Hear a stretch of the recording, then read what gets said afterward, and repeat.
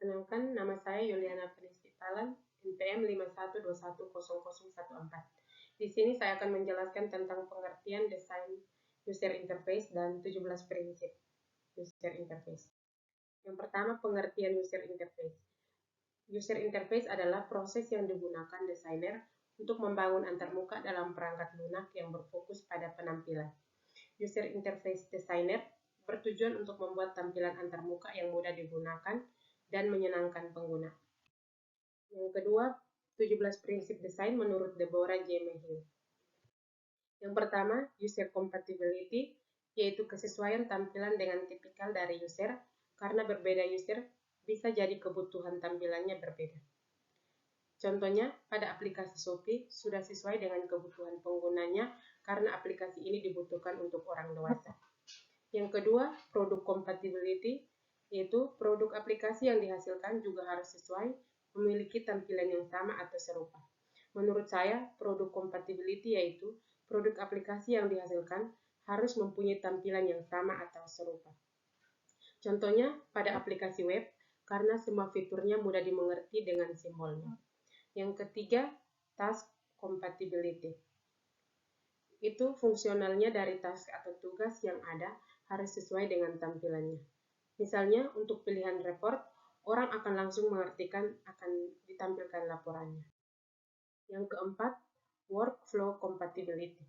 Aplikasi bisa dalam satu tampilan untuk berbagai pekerjaan dengan pertimbangan tidak terlalu overload. Menurut saya, workflow compatibility yaitu dalam satu tampilan terdiri dari berbagai menu. Yang kelima, konsistensi. Desain harus konsistensi. Menurut saya, konsistensi itu kita harus konsisten dalam melakukan segala sesuatu. Contohnya, jika Anda menggunakan istilah save yang berarti simpan, maka gunakan terus istilah tersebut. Yang keenam, familiarity. Faktor kebiasaan atau mudah mengenali. Menurut saya, familiarity itu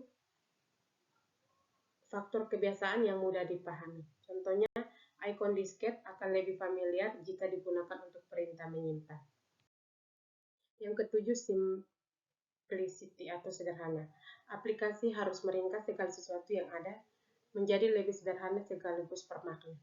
Menurut saya, simplicity atau sederhana itu kesederhanaan dalam sebuah aplikasi sehingga para pengguna lebih cepat untuk memahami. Yang kedelapan, direct manipulation. Penyajian langsung aktivitas kepada pengguna atau user sehingga aktivitas akan dikerjakan oleh komputer ketika pengguna memberikan instruksi langsung yang ada pada layar komputer. Menurut saya, direct manipulation itu memberikan instruksi yang langsung kepada pengguna dalam penyajian sebuah aktivitas. Contohnya, untuk mempertebal huruf cukup dengan Ctrl+B. Yang kesembilan, kontrol. Berikan kontrol penuh pada user. Tipikal user biasanya tidak mau terlalu banyak aturan. Menurut saya, kontrol itu pengontrolan penuh pada user dalam melakukan aktivitasnya. Yang ke-10, what you see is what you get. Itu adanya korespondensi satu ke satu antara informasi di layar dengan informasi di printed output atau file. Contohnya, mengetik huruf A yang keluarannya di layar adalah huruf A, dan kemudian jika di print ya hasilnya juga huruf A. Yang ke-11, flexibility. Tool atau alat yang digunakan user dan jangan hanya terpaku pada keyboard atau mouse saja. Yang ke-12, responsiveness. Itu tampilan yang dibuat harus ada responnya. Misalnya tampilan please wait atau loading bar dan seterusnya. Yang ke-13, invisible technology. User tidak penting mengetahui algoritma apa yang digunakan. Contohnya, untuk mengurutkan pengguna tidak perlu mengetahui algoritma yang digunakan programmer atau make sort, bubble sort, quick sort, dan seterusnya. Yang ke-14, robustness atau handal. Itu dapat mengakomodir kesalahan user dengan menunjukkan error apalagi crash. Contohnya, pengguna salah menginput format email dapat diatasi dengan diberikan feedback. Yang kelima, protection. Melindungi user dari kesalahan yang umum dilakukan, misalnya dengan memberikan fitur back atau undo. Itu menurut saya, protection itu melindungi user dari kesalahannya yang dibuat. Yang ke-16, easy of learning. Itu aplikasi mudah dipelajari bagi user novice atau awam.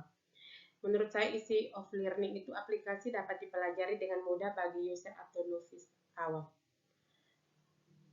Yang ke-17, easy of use, itu membuat sistem yang mudah digunakan untuk segala kategori pengguna, awam atau ahli. Menurut saya, easy of use itu sistem yang dibuat sangat mudah untuk segala kategori pengguna, baik awam maupun ahli. Sekian dan terima kasih.